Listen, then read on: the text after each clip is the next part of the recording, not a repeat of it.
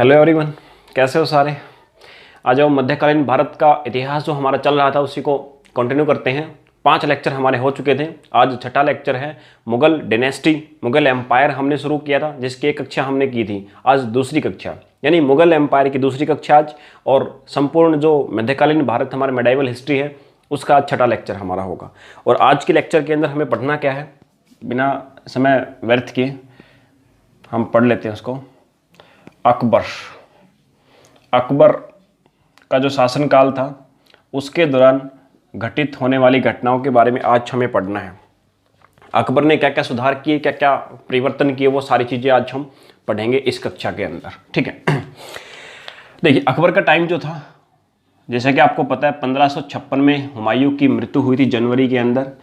तो 1556 से लेकर के 1605, 49 साल, 49 ईयर्स एंड सम मंथ्स, कुछ महीने इनका शासन चला था। काफ़ी लंबा समय था अकबर का शासनकाल का। तो इस समय से इस समय तक इन्होंने शासन किया। अब आते हैं हम उसी बात पर जहाँ पे हमने हुमायूं के टाइम पे छोड़ा था। हुमायूं की मृत्यु के बाद, जैसा कि मैंने आपको बताया था कि दिल्ली की जो गद्दी थी उस पर कौन आकर के बैठ गया था, हेमचंद्र या हेमू, जिसको हमने नाम दिया था। दिल्ली की गद्दी पर ये आकर के बैठ गए थे। कब बैठ गए थे? जैसे ही हुमायूं की मृत्यु हुई थी। अब हुमायूं की मृत्यु जब हुई उस समय पे अकबर जो थे ये पंजाब थे। अब उस गद्दी पर, दिल्ली की गद्दी पर बैठने के लिए अब अकबर को बुलाना पड़ेगा। तो कहाँ से बुलाना पड़ेगा? पंजाब से बुलाना पड़ेगा, क्योंकि ये तो वहाँ पे थे नहीं। इसी का फायदा उठाकर हेमू यानी हेमचंद्र ने दिल्ली की गद्दी को कैप्चर कर लिया था। अकबर तक बात पहुँचाई गई और अकबर का जो राज तिलक है अकबर का, यानी गद्दी के लिए इनका तिलक जो हुआ वो कहाँ पे हुआ? वो कलानौर के अंदर ही हुआ, ठीक है। यानी पंजाब के जो जगह है ना, पंजाब के अंदर जगह कलानौर, जहाँ पे अकबर थे वहीं पे उनका राज तिलक किया गया दिल्ली की गद्दी के लिए, यानी उनको शासक घोषित कर दिया गया। अकबर जो थे, याद रखें, इलिटरेट यानी अनपढ़ थे, ठीक है। अनपढ़ थे, फिर भी इनके नाम के आगे हमेशा क्या लगता है? महान। अकबर जो है अनपढ़ थे, फिर भी इनके नाम के आगे महान लगता है, ठीक है। महान एक अशोक के साथ लगता था। इनको भी महान राजा की उपाधि दी गई है जो भारतीय साहित्य है उसके अंदर, ठीक है, अकबर को। चलिए अब डिस्कस करना शुरू करते हैं। जैसा कि मैंने आपको बताया कि दिल्ली की गद्दी पर हेमचंद्र यानी हेमू ने कब्जा कर लिया था। इनका राज तिलक हो गया कलानौर के अंदर। लेकिन अकबर अभी जो थे, कितने थे? मात्र 13 ईयर्स एंड 4 मंथ, 13 साल 4 महीने ये उम्र थी अकबर की, जिस समय पे इनका राज तिलक हुआ कलानौर के अंदर। अब अकेले तो युद्ध कर नहीं सकते, इसीलिए इनका एक संरक्षक बनाया गया, जिसको हम नाम बोले तो बैरम खान। बैरम खान को इनका संरक्षक घोषित किया गया, यानी इनकी तरफ से जितने भी युद्ध होंगे बैरम खान ही करेंगे। तो सबसे पहला युद्ध जो मुख्य युद्ध था, जैसा कि मैंने आपको बताया था, 1556 में हेमू यानी हेमचंद्र ने दिल्ली को कैप्चर कर रखा था। तो 1556 के अंदर ही बैरम खान ने अकबर की तरफ से हेमू से युद्ध किया, और इसी को कहा जाता है पानीपत की सेकंड बैटल, दूसरी लड़ाई, यानी सेकंड बैटल ऑफ पानीपत। कब हुई? 1556 में। पहली कब हुई थी? 1526 में हुई थी, दूसरी हुई 1556 में। किस किस के बीच हुई? बैरम खान किसकी तरफ से था? अकबर की तरफ से। और उधर से कौन थे? हेमू या हेमचंद्र, जो हिंदू शासक थे। इस युद्ध के अंदर जो सेकंड बैटल ऑफ पानीपत हुई, इस युद्ध के अंदर क्या हुआ?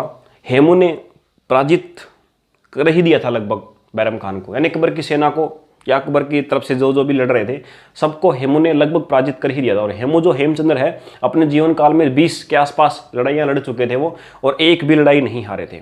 ये भी नहीं हारते, ये इसमें भी जीत ही गए थे। लेकिन अचानक से क्या हुआ कि वो हाथी पर बैठे थे, एक तीर आके उसके आंख में लग गया हेमू के, और वो हाथी से गिर गए।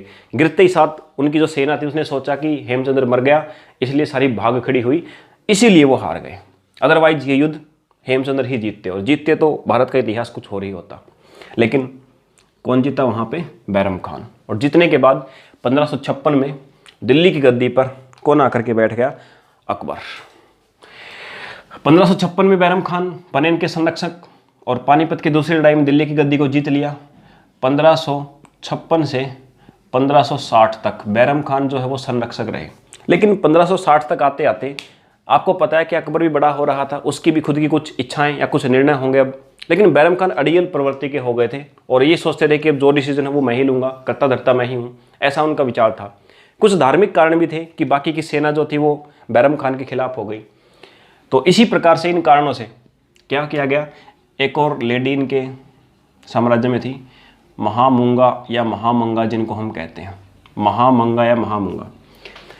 महामंगा ने क्या किया, इन्होंने अकबर से शिकायत की बैरम खान की, ठीक है, और उनके बारे में भला बुरा पता नहीं क्या क्या अकबर को बता दिया। तो जिस कारण से क्या हुआ, अकबर ने इसको बैरम खान को हटा दिया 1560 में, अपने संरक्षण के पद से हटा दिया। और वैसे तो इनकी मृत्यु भी होने ही वाली थी क्योंकि बहुत सारे आरोप ऐसे लगे थे, बट अकबर ने कहा कि तुम मक्का चले जाओ, तुम साम्राज्य छोड़ दो और मक्का चले जाओ हमेशा के लिए। उसको पैसे वैसे दे दिए और मक्का के लिए भेज दिया। लेकिन ऐसा कहा जाता है कि 1560 में ही जब ये बैरम खान मक्का जा रहा था तो रास्ते में महामंगा जो है इनके बेटे ने इनकी हत्या कर दी, या ऐसा भी कहा जाता है अकबर ने करवा दी। अब वो अलग अलग साहित्यकारों के अलग अलग मत हैं तो कुछ कन्फर्म नहीं कह सकते।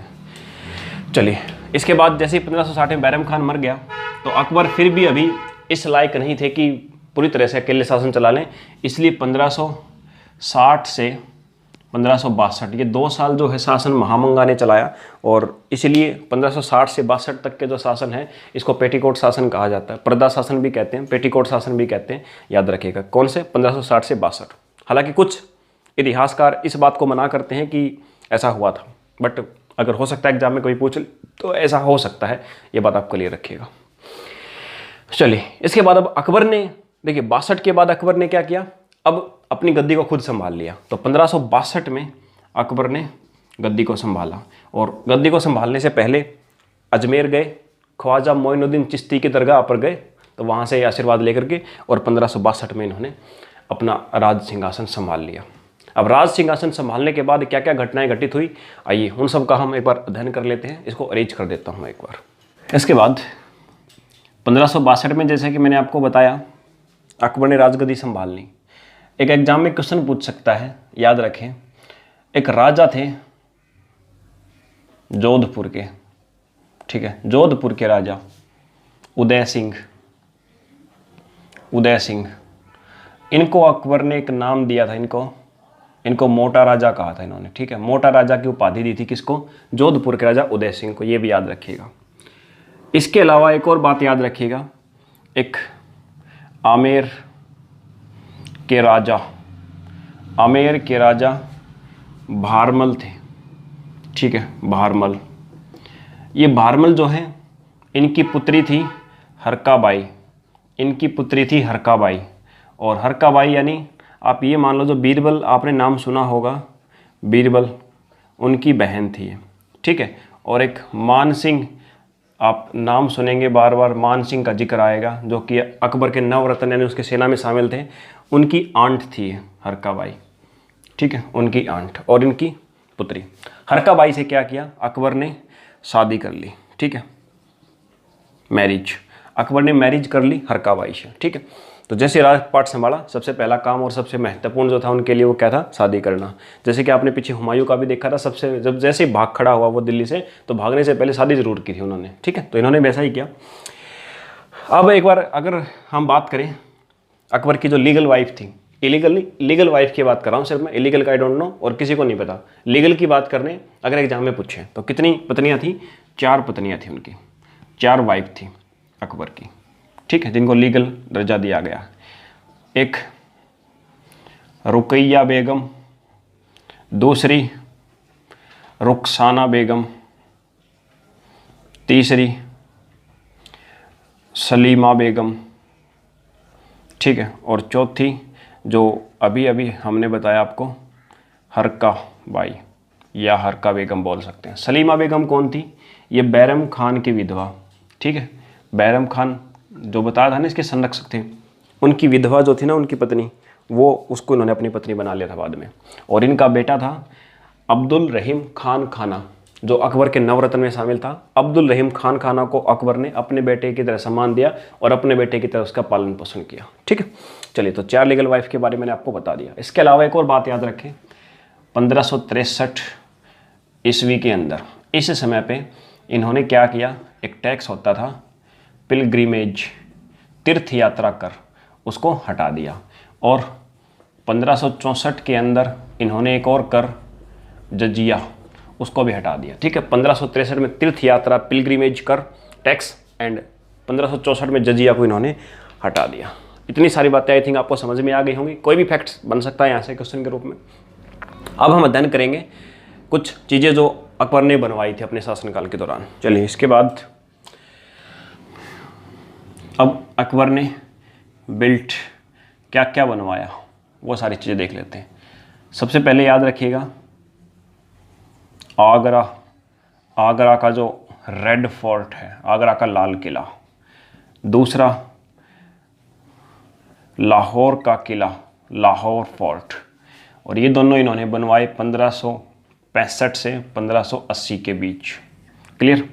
तीसरा इन्होंने बनाया इलाहाबाद फोर्ट, इलाहाबाद का किला, और ये इन्होंने बनवाया 1583 के अंदर। इसके अलावा एक इन्होंने बनवाया बुलंद दरवाजा, और ये बनवाया इन्होंने 1873 में गुजरात विजय के उपलक्ष्य में, गुजरात को इन्होंने जीता था उस उपलक्ष्य में इन्होंने बनवाया। और कहाँ पे, फतेहपुर सीकरी के अंदर। ठीक है, और फतेहपुर सीकरी शहर इन्होंने बसाया भी इन्होंने ही था, उसके अंदर बुलंद दरवाजा भी बनाया 1873 में। और फतेहपुर सीकरी के अंदर इन्होंने 1875 के अंदर एक और काम करवाया था जिसको हम बोलते हैं इबादत खाना। ठीक है, इबादत खाना जो था ना, ये क्या था, यहाँ पे अलग अलग धर्मों के लोगों के बीच बहस होती थी अपने अपने धर्म को लेकर। लेकिन बाद में इबादत खाने के अंदर जो बहस होती थी ना, इसको बंद करवा दिया गया था, क्योंकि दूसरे धर्म के लोग अपने से अलग धर्म को गाली देने लग गए थे आपस में कि तुम्हारा धर्म ऐसा है, तुम्हारा ऐसा है, तुम्हारा खालिस्तान, इस प्रकार से गाली वाली देने लग गए थे। तो इसीलिए इन्होंने बंद कर दिया था उसको, बट बनवाया था, याद रखिएगा। ठीक है, और फतेहपुर सीकरी के अंदर ही इन्होंने एक टॉम्ब बनवाया था, मकबरा बनवाया था। किसका, मैंने आपको बताया था ना, ख्वाजा मोइनुद्दीन चिश्ती, जिसकी दरगाह पर गए थे 1562 में, उन्हीं का मकबरा इन्होंने बनवाया था। कहाँ पे, फतेहपुर सीकरी के अंदर। क्लियर बात यहाँ तक। इसके अलावा एक लास्ट बात याद रखिएगा, पंचमहल भी इन्होंने बनवाया था फतेहपुर सीकरी के अंदर। ठीक है, जिसको पत्थरों का सपना भी कहा जाता है। चलिए, तो इतनी सारी चीज़ें थी जो मुख्य रूप से इन्होंने बनाई थी। अब एक युद्ध की हम बात कर लेते हैं, हल्की फुल्की, डिटेल में नहीं जाएंगे क्योंकि वनडे एग्जाम के अंदर इतना सफिशिएंट है। 1576 के अंदर अकबर की तरफ से मान सिंह वर्सेज और राजपूतों की तरफ से महाराणा प्रताप। तो महाराणा प्रताप और मान सिंह, अकबर की तरफ से इनके बीच एक युद्ध हुआ जिसको हल्दी घाटी का युद्ध कहा जाता है। और इस युद्ध के अंदर मान सिंह की विजय हुई थी। वैसे ये छुप गए थे महाराणा प्रताप, बट छुपे नहीं, एक्चुअली में क्या था कि ये हाथ ही नहीं आए इनके पूरी तरह से। ठीक है, तो इस युद्ध को आप याद रखिएगा, और कभी जब पीसीएस या यूपीएससी के पर्पज से पढ़ाएंगे तो इसको डिटेल में बताएंगे किस प्रकार से क्या कुछ हुआ था, कौन सी तकनीक इन्होंने अपनाई थी। तो 1576 के अंदर ये युद्ध हुआ था, याद रखिएगा इसको।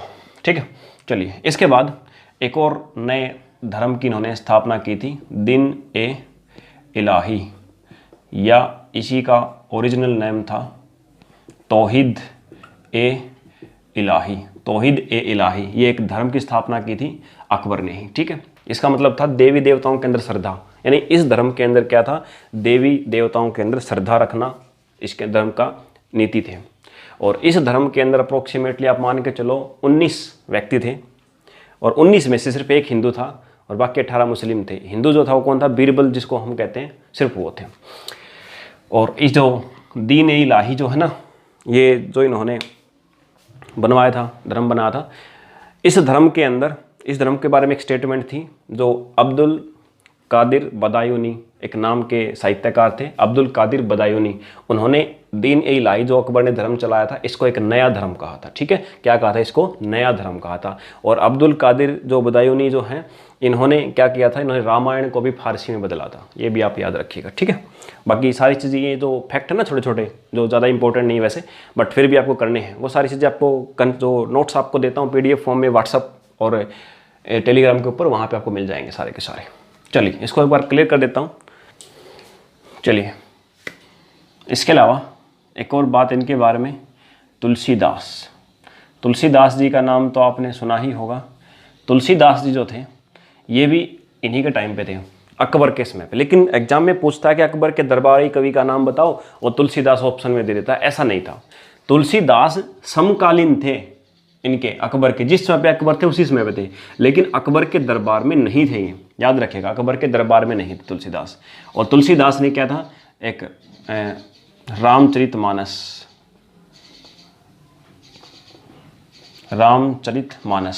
इस एक प्रकार से साहित्य जो था उसकी रचना की थी, ठीक है। और कौन सी भाषा में, अवधी भाषा के अंदर, अवधी भाषा में रामचरितमानस जो है उसको रचा था तुलसीदास जी ने। चलिए, इसके बाद दो वंश के नाम आप याद रखेंगे, एक सिसोदिया एंड हाड़ा, सिसोदिया और हाड़ा राजवंश। सिसोदिया जो था ये कहाँ पे थे, चित्तौड़ में था, और ये था रणथंभौर, ठीक है, रणथंभौर का हाड़ा वंश और चित्तौड़ के सिसोदिया। इन दोनों वंशों के बारे में एग्जाम में इस प्रकार से पूछ सकता है कि ऐसे कौन से राजवंश थे जिन्होंने अकबर से वैवाहिक संबंध नहीं जोड़े थे, ठीक है। तो ये दो ऐसे राजवंश थे जिन्होंने अकबर के साथ वैवाहिक संबंध स्थापित नहीं किए थे, ठीक है। चलिए, इसके बाद 1601 में MP मध्य प्रदेश के अंदर एक जगह पड़ती है आसिरगढ़। ये अकबर ने लास्ट अपनी जीत हासिल की थी। 1601 में आखिरी युद्ध किया था अकबर ने और आसिरगढ़ मध्य प्रदेश को जीता था। इसके बाद 1602 ईस्वी में क्या हुआ, 1602 ईस्वी में एक रोहिल्ला सरदार थे वीर सिंह बुंदेला। इन्होंने क्या किया, इन्होंने अबुल फजल की हत्या कर दी, ठीक है, अबुल फजल की हत्या कर दी। वीर सिंह बुंदेला रोहिल्ला सरदार थे, इन्होंने की थी, ठीक है। और किसके कहने पे की थी, जहांगीर जो थे ना। इसके बाद आपका अगला जो आएगा टॉपिक जहांगीर हम पढ़ेंगे मुगल साम्राज्य में। तो जहांगीर के कहने पे अबुल फजल की हत्या कर दी थी। अबुल फजल कौन थे, अबुल फजल ने बुक लिखी थी अकबर नामा, या एक और बुक लिखी थी आईने अकबरी, ठीक, आईने अकबरी या अकबरनामा, ये दो बुक लिखी थी। आईने अकबरी पूरी नहीं कर पाए थे, इसलिए इसको अबुल फैजी ने इस बुक को कंप्लीट किया था, ठीक है।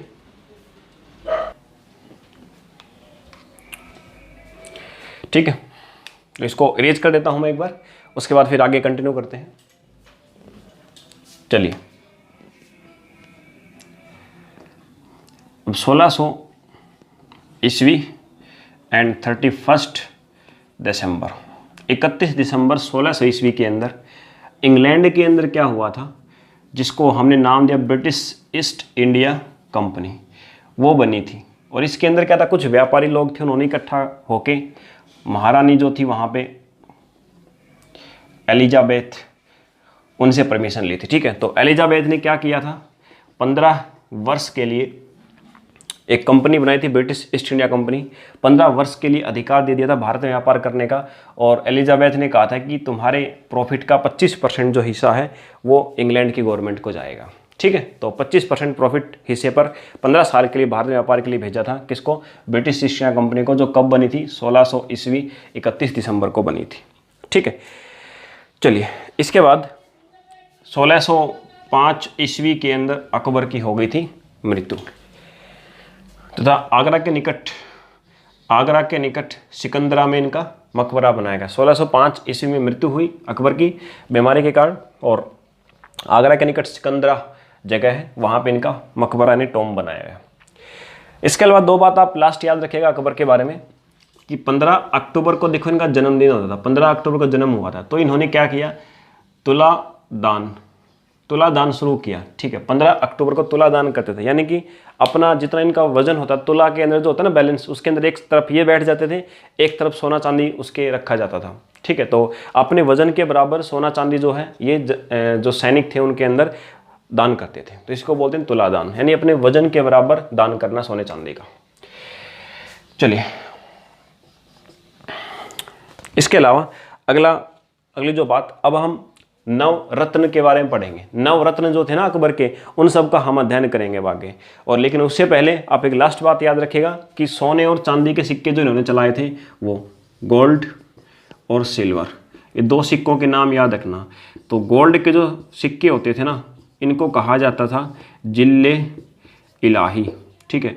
और जो चांदी के सिक्के होते थे इनको इलाही कहा जाता था। इलाही और जिल्ले इलाही दो प्रकार के सिक्के इन्होंने चलाए थे। जो सोने के थे उनको जिल्ले इलाही और सिल्वर वालों को इलाही सिर्फ कहा जाता था। ये चीज़ आप याद रखिएगा।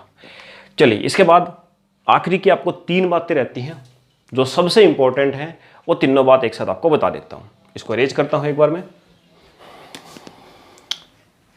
3 बात कौन कौन सी? एक तो आपकी मनसबदारी जो सिस्टम था वो। सेकंड वन गोल्डन टेम्पल, स्वर्ण मंदिर। और थर्ड वन नवरत्न, यानी 9 जेम्स, नवरत्न। 3 चीज़ें आपको बतानी है। मनसबदारी प्रथा क्या थी, गोल्डन टेम्पल के अंदर इनका क्या योगदान है, और नवरत्न जो 9 रत्न बोले जाते हैं अकबर के दरबार में जो थे वो कौन कौन थे, ठीक है। ये 3 चीज़ें। मनसबदारी प्रथा क्या थी? देखो, मनसब का अर्थ होता है वैसे पद, यानी कोई ना कोई पोस्ट, यानी ओहदा जिसको बोल सकते हो, ठीक है। तो मनसबदारी का मतलब है कि एक मनसब प्रदान करना शुरू कर दें उन्होंने सभी को, जो इसके सैनिक थे, जो बड़े बड़े पदों पर। देखिए, इससे पहले मैं आपको एक चीज़ बताऊं, जागीरदारी प्रथा आपने सुना होगा। जागीरदारी प्रथा क्या होती है? देखिए, जागीरदारी प्रथा का मतलब किसी न किसी जागीर का मालिक। जागीर क्या होती थी? जैसे कि मान लो मैं कोई सैनिक हूं और अकबर के साम्राज्य के अंदर मैं काम कर रहा हूं, तो मुझे वो सैलरी देंगे। अब अगर सैलरी वो नहीं देना चाहते तो मुझे क्या करेंगे, एक ज़मीन का हिस्सा दे देंगे, और उस ज़मीन के हिस्से पर मैं क्या करूँगा, खेती करूँगा और उससे अपनी सैलरी को निकाल लूँगा। तो उसको बोलते थे जागीरदारी प्रथा, यानी जागीर का मालिक होना। और जो ज़मीन दी जाती थी ना सैनिकों को अपने सैलरी की बजाय, उसको बोलते थे जागीर। तो जो उस जागीर को रखता था वो जागीरदार, यानी जागीर का मालिक होता था। चलिए, तो जागीरदारी व्यवस्था समझ में आई। अब जागीरदारी व्यवस्था जो थी ना उसको खत्म करके ही मनसबदारी प्रथा लाया गया था। और इसके अंदर था क्या? देखिए, मनसबदारी प्रथा 2 भागों में बटी हुई थी। एक तो रैंक, यानी पद दिया जाता था, और दूसरा कैवेलरी, यानी घुड़सवार सेना। कैवेलरी यानी घुड़सवार सेना। 2 चीजें थी, एक रैंक यानी पद, एक कैवेलरी यानी घुड़सवार सेना। ये 2 चीजें, 2 भाग थे मनसबदारी प्रथा के। यानी कोई भी एक व्यक्ति है उसको 2 चीजें प्रदान की जाती थी, एक तो रैंक और उसके हिसाब से घुड़सवार सेना। रैंक जैसे किसी को 5000 का मनसब दे दिया, किसी को 7000 का मनसब दे दिया। मिनिमम 10 का मनसब होता था और मैक्सिमम 10,000 का। ये रैंक होती थी मिनिमम 10 की और मैक्सिमम 10,000 की। इस प्रकार से एक रैंक दी जाती थी, जिसको पद बोला जाता था, ठीक है। कि भाई ये 5000 मनसब का मालिक है, ये 10,000 मनसब का मालिक है। तो ये रैंक होती थी एक प्रकार से। या बोल दो कि इतने सिपाही लगभग इसके अंडर में होते थे, ऐसा कहा जाता था। दूसरा, इसी को कुछ कैवलरी घुड़सवार सेना रखनी पड़ती थी। यानी हर मनसबदार को, हर जिसके पास भी कोई भी पद है, उसको अपने पद के अकॉर्डिंग, देखो मान लो इसके पास 5000 इसकी रैंक है, 5000 मनसबों का मालिक है, तो इसको कितनी घुड़सवार सेना रखनी पड़ेगी? वो 3 प्रकार से रखी जा सकती है। एक पहली श्रेणी के मनसबदार होते थे, उनको अपनी रैंक के बराबर ही घुड़सवार सेना रखनी होती थी। यानी 5000 मनसब का मालिक है तो इसको 5000 ही घुड़सवार सेना रखनी पड़ेगी, अपने पास मेंटेन करके रखनी पड़ेगी। और अगर ये 5000 का मालिक, मनसब का मालिक है, ये 2500 की भी रख सकता है, लेकिन वो द्वितीय श्रेणी के मनसबदार बोला जाता था, सेकंड कैटेगरी के। और अगर आधे से भी कम घुड़सवार सेना अगर कोई रखता था मनसबदार, उसको तीसरी श्रेणी का मनसबदार बोला जाता था, ठीक है। तो इस प्रकार से मनसबदारी प्रथा के अंदर क्या था कि अब किसी को भी जिसको कुछ ना कुछ पद दे दिया जाता था, 5000 10,000 का मनसबदार, और उसको फिर घुड़सवारी सेना फिक्स की जाती थी कि इतनी घुड़सवार सेना उसको मेंटेन करके रखी जाएगी, और ये मेंटेन करने के लिए उसको सैलरी दी जाती थी, याद रखिएगा। चलिए, मनसबदारी प्रथा आपको समझ में आई होगी। तो 2 भाग होते थे, एक जात यानी ओहदा और एक घुड़सवार सेना। इसके अलावा गोल्डन टेम्पल, देखो एक था बीबी भानी। बीबी भानी जो है, इनको अकबर ने क्या किया, 567 एकड़ की ज़मीन इनको दान में दी, जो कि कहाँ पे थी, अमृतसर। अमृतसर के अंदर 567 एकड़ जो ज़मीन थी वो दान दी अकबर ने इनको, बीबी भानी को। और बीबी भानी, और ये कौन थी? ये थी आपकी गुरु रामदास की पत्नी। सिखों के गुरु थे गुरु रामदास, उनकी पत्नी थी। इन्होंने क्या किया फिर रामदास ने? उन्होंने स्वर्ण मंदिर, गोल्डन टेम्पल बनवा दिया इस ज़मीन के ऊपर, ठीक है, जिसको हरमिंदर साहिब बोलते हैं या गोल्डन टेम्पल भी कहा जाता है। तो हरमिंदर साहिब या गोल्डन टेम्पल, इन दोनों में से आप कोई भी नाम यूज कर सकते हो। जो किसने बनवाया था? जो अकबर ने जो ज़मीन दान में दी थी उन्हीं पे बनवाया था, गुरु रामदास ने बनवाया। और लेकिन इसके ऊपर जो सोने की परत चढ़वाई थी वो किसने चढ़वाई थी? वो महाराजा रंजीत सिंह ने चढ़वाई थी। सोने की परत महाराजा रंजीत सिंह ने चढ़वाई थी। बनवाया किसने था? गुरु रामदास ने। और ज़मीन किसने दान में दिया था? अकबर ने दिया था। किसको? बीबी भानी, जो कौन थी? गुरु रामदास की पत्नी थी, उनको। इसके बाद 9 जेम्स, 9 रत्न, यानी अकबर के दरबार में जो 9 व्यक्ति उनके सेना के अंदर होते थे जिनका बहुत ही महत्वपूर्ण योगदान है, उनको हम पढ़ेंगे। एक बार इसको रेज कर देता हूँ मैं। 9 जेम्स, 9 रत्न अकबर के दरबार में। सबसे पहले जिनका जिक्र एक बार आ चुका है, अबुल फजल। सेकंड वन अबुल फैजी, ठीक है। थर्ड वन मान सिंह, जिनका महाराणा प्रताप से युद्ध हुआ था। और फोर्थ वन एक बीरबल का भी आपने जिक्र सुना था।